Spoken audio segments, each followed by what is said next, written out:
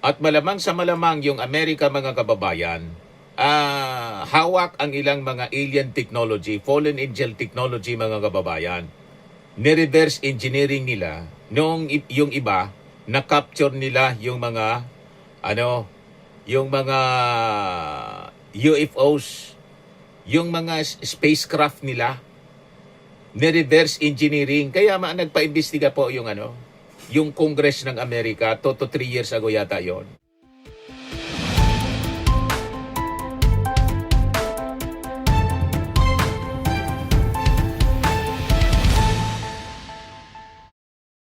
Hello po mga kababayan, si Dante Maravillas. I-share ko ito sa inyong balita dito mga kababayan na hindi masyado na pag-uusapan. Itong balita mula pa ito sa Amerika. Ayan o. J.D. Vance, yung Vice Presidente ng Amerika. J.D. Vance warns UFOs could be demons flying around Earth, vows to get to the bottom of its secret files. Na-interview mga kababayan si US Vice President J.D. Vance. At ito yung sinabi niya. So, believer mga kababayan si J.D. Vance, Vice President ng Amerika, tulad ni US President Trump of the existence ng mga alien beings. Kaya nga po yung Amerika, 3 years ago yata ito o 2 years ago, nagsagawa po ng congressional investigation about the presence of alien beings sa mundo po.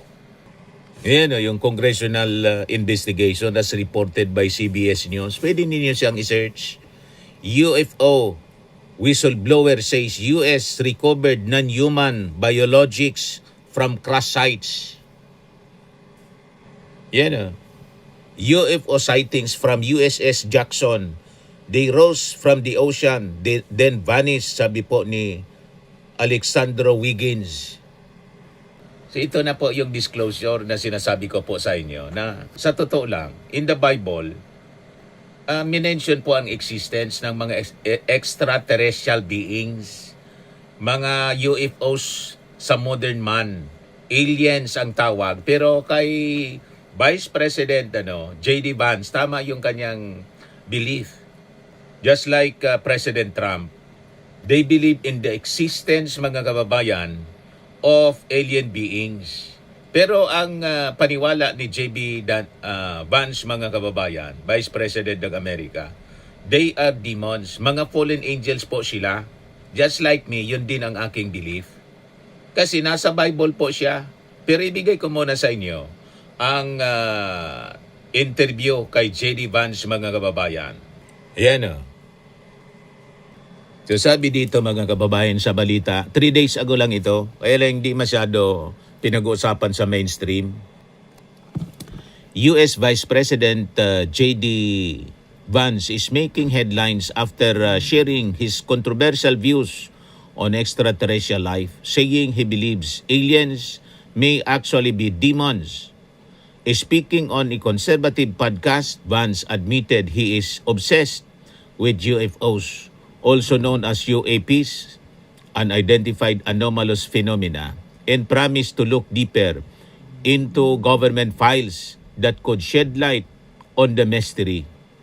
Despite not yet reviewing classified reports, he expressed strong personal beliefs shaped by religion, sabi dito sa balita.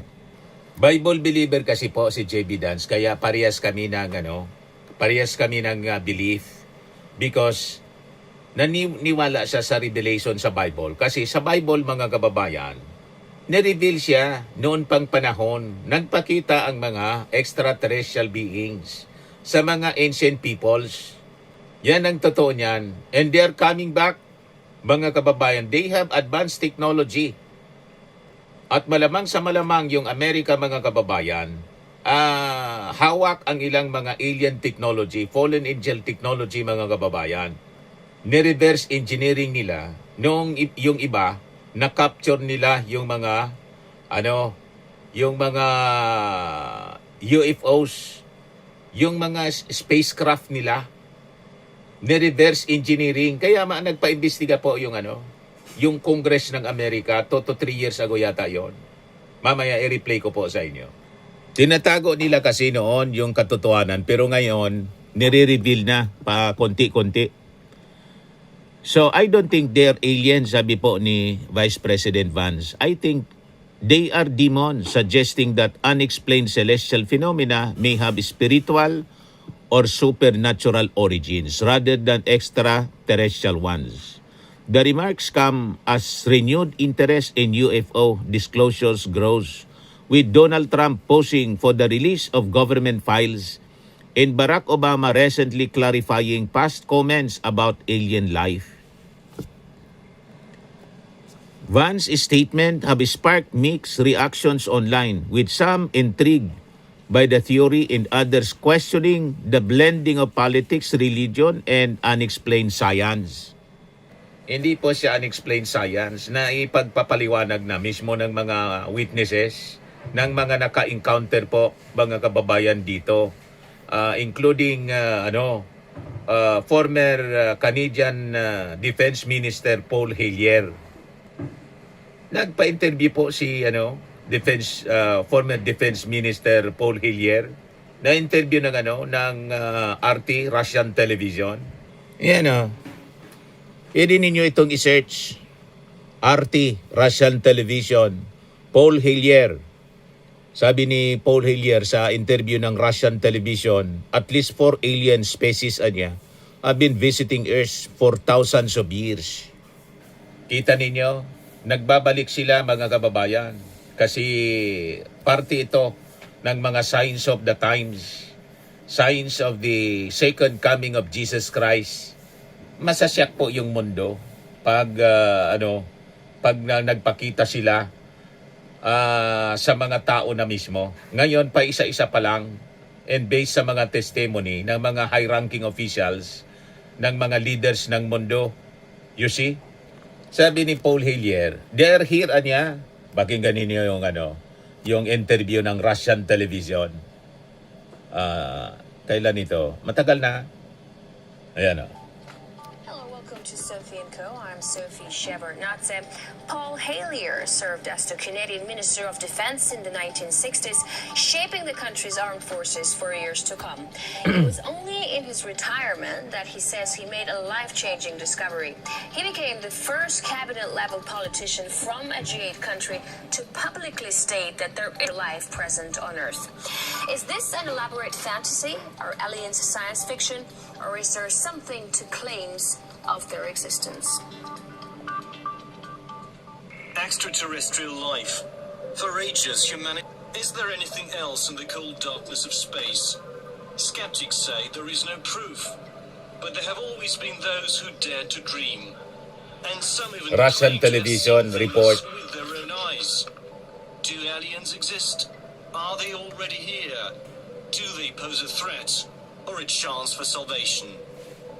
Honorable Paul Hellyer, former Minister of Defense of Canada. And he believes that life forms from space exist and are present on Earth. It's great to have you with us on our show. Why do you say that UFOs are as real as the airplanes flying over our... Well, because I know that they are. They've been, as a matter of fact, they've been visiting our planet for thousands of years. And one of the cases that would give me 2 or 3 minutes to answer is during the... Thousands of years, pabalik-balik na dito sa mundo yung mga extraterrestrial beings, sabi niya sa interview. From Russia to across Europe, and the Supreme Allied Commander was very 4 species, 4 na ori ng lahi ng mga alien beings. So they decided to do an investigation. And they investigated for 3 years, and they decided that with absolute certainty that 4 different species at least, had been visiting this planet for thousands of years. Thousands of years. So that's, we have a long history. Kaya na-record po sa Bible, There's been a lot more activity pakita ko sa in inyo the mamaya, last few decades ang since, records ng Bible. we invented the atomic bomb. And they're very concerned about Pero hindi sila mga kababayan tulad ng paniwala natin na alien beings. because the whole as much They are as fallen they- angels, mga kababayan, It's not tulad ng just us, sinasabi but ni other people in the US cosmos Vice that are President very J.B. much afraid Vance that we ng might be Amerika. stupid enough to start using atomic weapons again, and this would be very bad for us and for them as well. So no serious scientist has ever publicly So, kaya sagawa ng congressional investigation po sa Amerika 2 to 3 years ago. Yan o. UFO whistleblower says US recovered non-human biologics from crash sites. Iparinig ko sa inyo mga kababayan. Ito yung congressional investigation sa Amerika na sinagawa. Pwede ninyong i-search ito.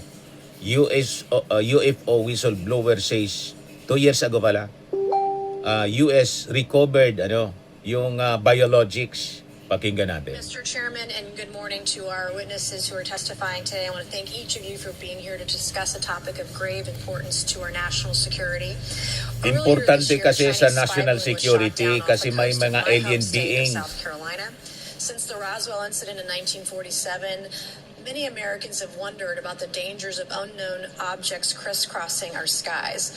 Whether these are UAPs or weather phenomena, advanced technology from American allied or enemy forces, or something more out of this world.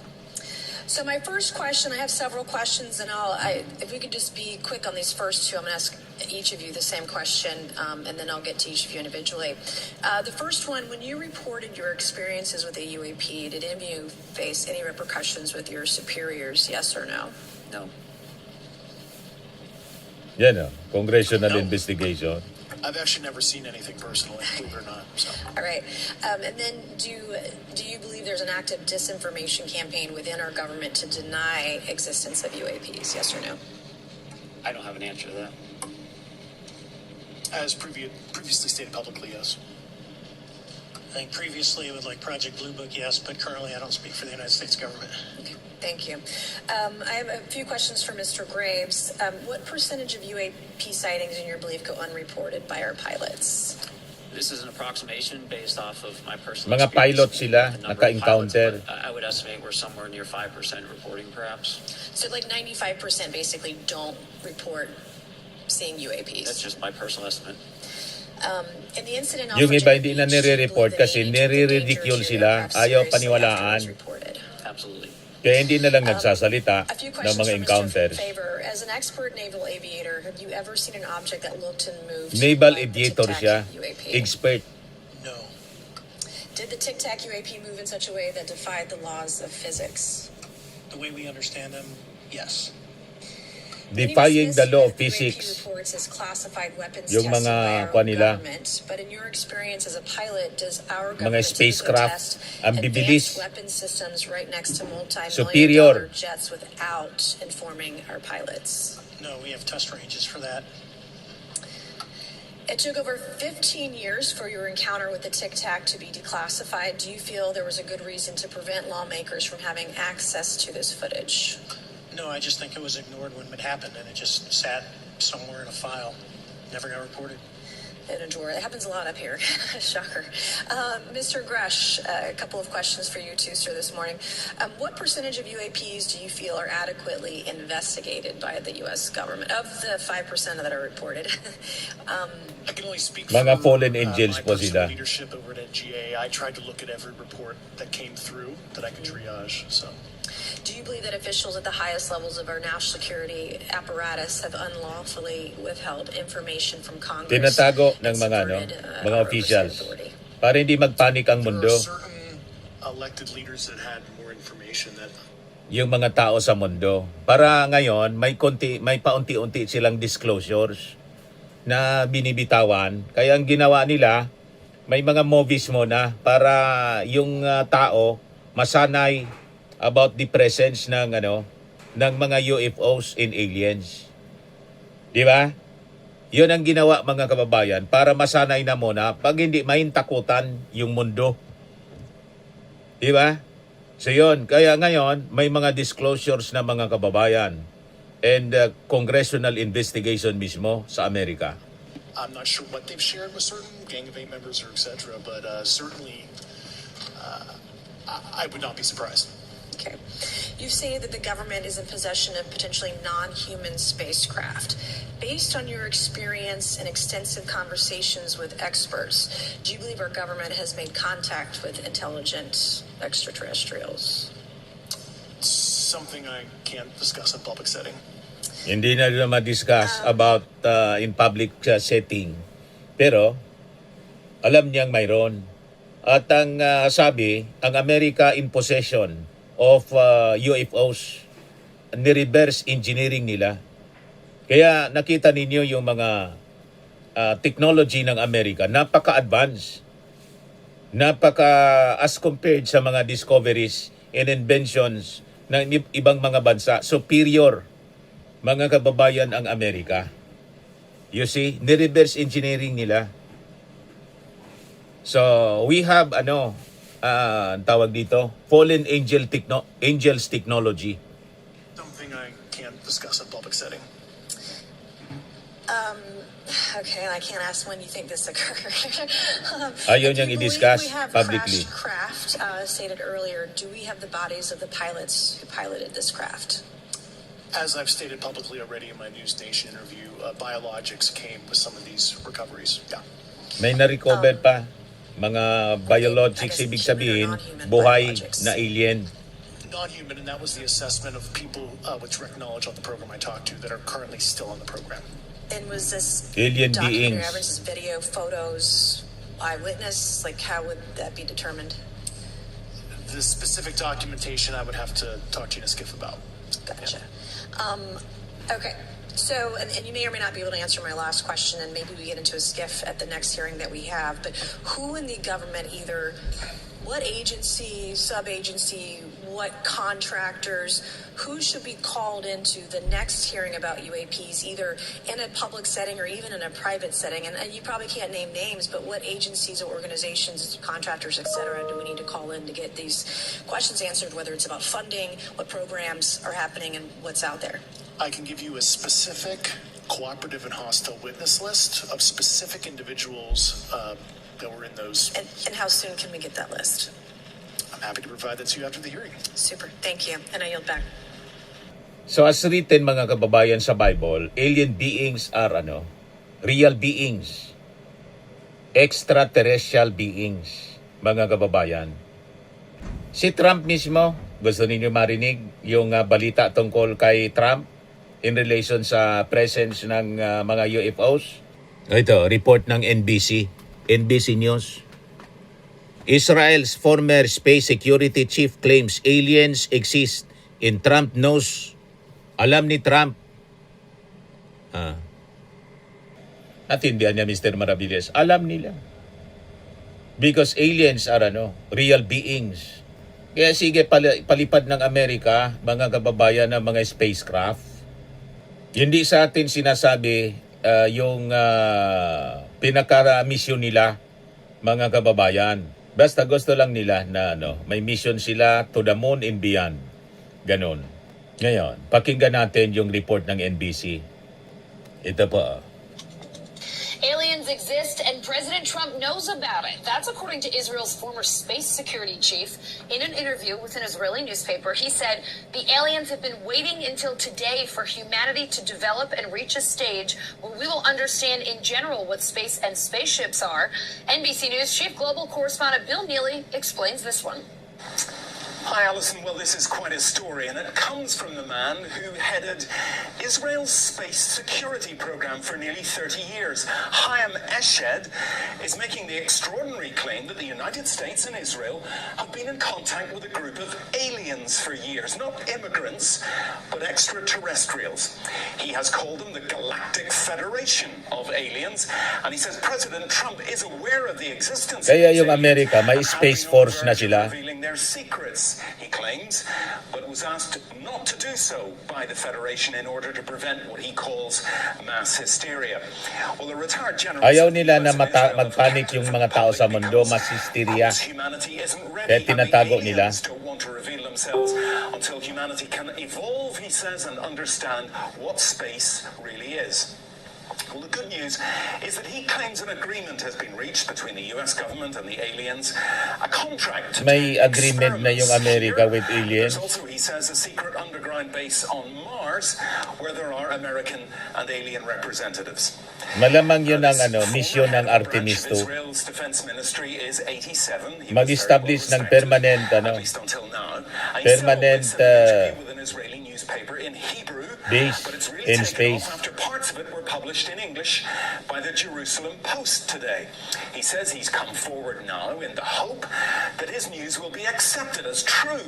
He notes that if he'd made these claims 5 years ago, he would have been hospitalized, but now he says, I've got nothing to lose. Well, so far, President Trump has not tweeted about this, though remember a year ago, he did set up the Space Force as the fifth Space branch Force. of the U.S. Armed Forces. Well, we did ask the White House, the Department of Defense, and Israeli officials. Gre-ready na sila. So far, they have not responded to the NBC News request, and I wonder if they ever will. Alison. Ano masasabi ninyo? Niwala na kayo? Kasi nasusulat po sa Bible ang presence ng mga UFOs, aliens, extraterrestrial beings. Yan o, Bible verses about aliens. Because sa inyo, advance ang Bible po, kaya magbasa kayo ng Bible para you have full of knowledge of things. Yung mga totoo. Sabi dito, Bible verses about aliens, extraterrestrial life, or demonic spirits. What does the Bible say about aliens? The Bible reveals that there is extraterrestrial life, but not as many suppose. Although the Bible does not speak of aliens who live on faraway planets, it does speak of cosmic powers over this present darkness, spiritual forces or evil in heavenly places, as written in Ephesians chapter 6 verse 12. Ngayon, ang tanong dito, could the UFO in alien phenomenon people perceive today actually be wicked spiritual forces to undermine our belief in God? There are a lot of unknowns, sabi po dito, in the universe out there. Space is vast and we cannot explore everything out there. There have been movies made about astronauts, sci-fi themes, and aliens. As believers, it is important to understand what we believe about extraterrestrial beings. Dapat nating maintindihan ito, mga kababayan, kasi mismo nasusulat sa Bible, it was revealed. Yan o, sa Colossians chapter 1 verse 16. For in Him all things were created, things in heaven and in earth, visible and invisible, whether thrones or powers or rulers or authorities, all things have been created through Him and for Him. Sa Ephesians chapter 2 verse 12, sabi diyan, for our struggle is not against flesh and blood but against the rulers, against the authorities, against the powers of this dark world, and against the spiritual forces of evil in heavenly realms or places. O diba? Kalaban natin, hindi kaibigan. Yung mga aliens, fallen angels kasi demons, hindi natin sila kaibigan. Tama si J.B. Vance, US Vice President. Hindi natin sila kaibigan. Kaya kung may nagpo-promote na kaibigan natin yung mga aliens, hindi po. Kalaban natin. Ang target nila yung ating kaluluwa. Fallen angels and demons. Gusto nilang kasama nila sa kanilang karian, mga kababayan. Yung extraterrestrial spacecraft or UFOs, dinescribe ni Ezekiel, Prophet Ezekiel, chapter 1 verse 4, sabi niya, I looked and I saw a windstorm coming out of the north, an immense cloud with flashing lightning and surrounded by brilliant light. The center of the fire looked like glowing metal. Yun, kita ninyo? Glowing metal. Exact description of UFOs, mga kababayan, na kumikinang. Glowing metal. Nakita ni Ezekiel. Di ba? Kaya sabi ni Paul Hellyer, dating defense minister, Defense Minister, For thousands of years, aliens are visiting the Earth. At apat na klase yung alam niya, apat na uri ng species. Sabi ni Paul Hellyer, sa interview mismo ng Russian television RTO, Paul Hellyer, at least 4 alien species have been visiting Earth for thousands of years. Do not be deceived by aliens na pinopromote ng mga movies, Hollywood movies, alien beings. Pinalalabas nila na yung iba kaawa, yung iba kaibigan atin na niya. You will be deceived. Magkwampo kayo, magbasa ng Bible kasi sa Bible po, dinescribe na sila. And they are clearly fallen angels, demons. Tama itong sinabi ni US Vice President JB Vance. JB Vance warns UFOs could be demons flying around Earth, vows to get to the bottom of its secret files. Hindi yan po haka-haka or belief lang. Real stories ito, mga kababayan, and it's becoming mainstream. Nagpaimbestiga yung Congress ng Amerika. Kung hindi ito seryoso, magpapaimbestiga ba yung Congress ng Amerika? Ang mapapala nila dyan? Diba? Mga kababayan, kaya be ready sa alien invasion. Fallen angels, invasion of Earth during the tribulation period. Be ready. Kaya kayo mga unbelievers, tapos kayo. Diba?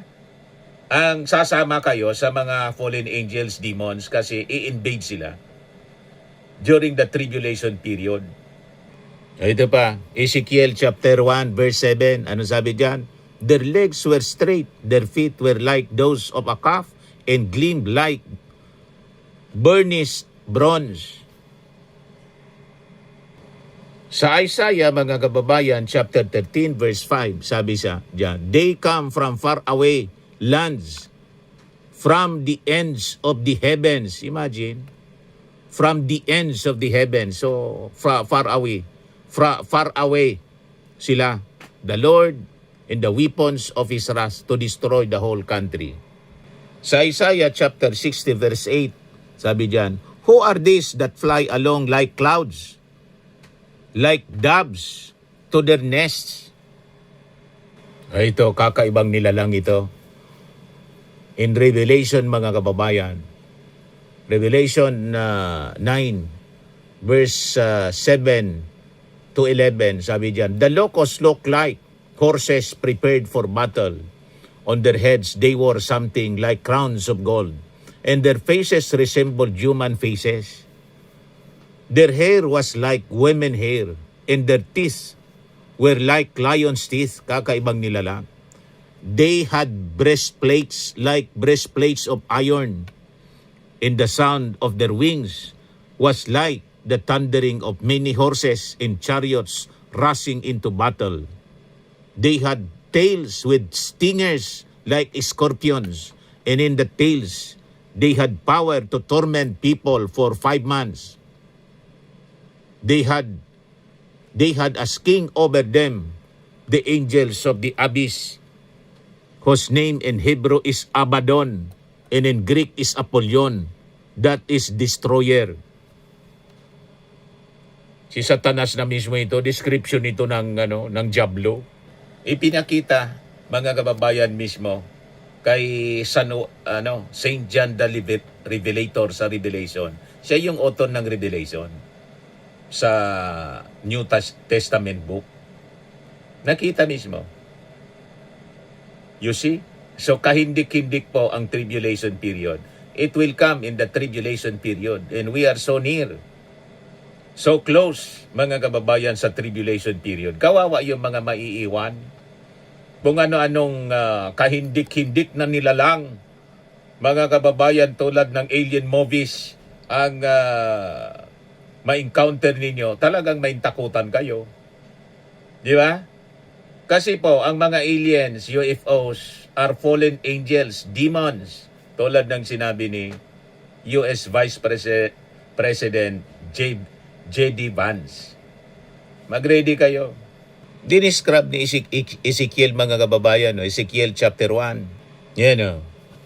Verse 4, I looked and I saw a windstorm coming out of the north, an immense cloud with flashing lightning and surrounded by brilliant light, mga ilaw. The center of the fire looked like glowing metal, glowing metal. And the fire was what looked like 4 living creatures in appearance. Their form was human. Kita ninyo? Kung ano-ano, mga kababayan, yung makikita ninyo sa tribulation period, kakaibang mga nilalang. Di ba? Pwedeng may takutan talaga po kayo pag nakita ninyo yon. Kaya nire-ready na nila yung ating isipan. May congressional investigation na ginagawa sa Amerika. And to my yung theory natin, malamang sa malamang, kaya po grabe ang advances ng technology ng Amerika. Some of the technology na ginagamit ngayon, modern technology ng Amerika, nagmula po sa alien beings. Ni-reverse engineering nila yung mga spacecraft na kanilang na-capture at itinago muna sa atin. Kaya yung sabihin ng during the congressional investigation, I cannot discuss it publicly. You see? Ito, report ng the Christian Science Monitor. Sabi dito, did Buzz Aldrin, yung sa Apollo 11 astronaut, really see a UFO? Technically, yes, sabi yan. On NASA's famed Apollo 11 mission to the moon, astronaut Buzz Aldrin said he spotted a light traveling alongside his spacecraft. In a very narrow sense of the term, the light qualified as UFO. Tingin ninyo.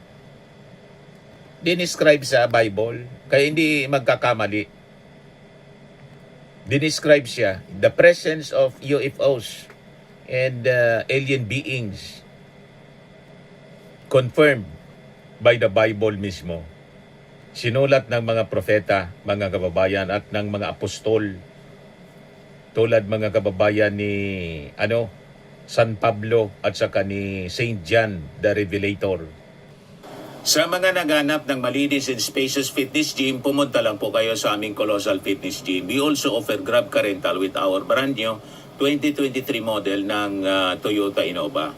We also accept booking for those who are planning to travel via PAL, Cebu Pacific, and other airline companies, local and international, and bills payment for Meralco Bills, PLDT, Aleco Bills, etc.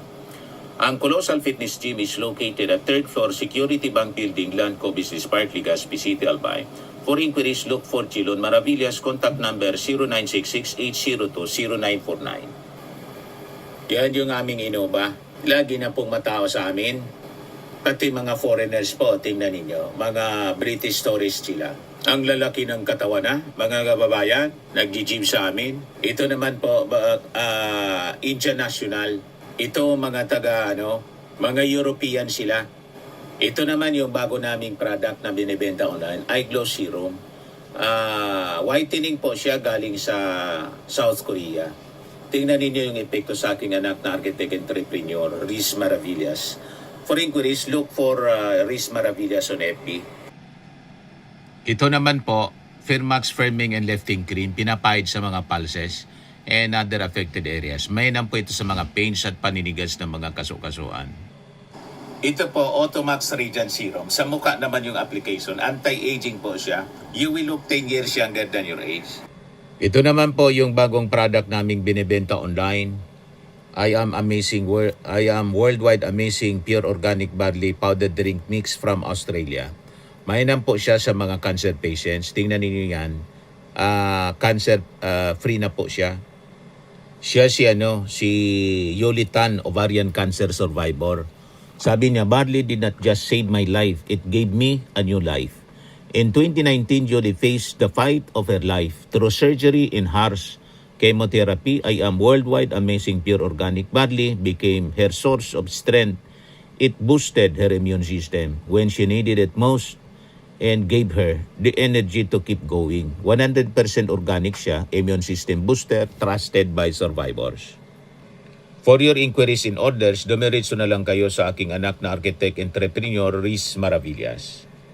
Sa mga mahilig naman po sa mga imported bags and wallets, dumiretso na lang kayo kay Ma'am Eileen Rosales, Eileen Closet. Naka-base siya po sa Amerika.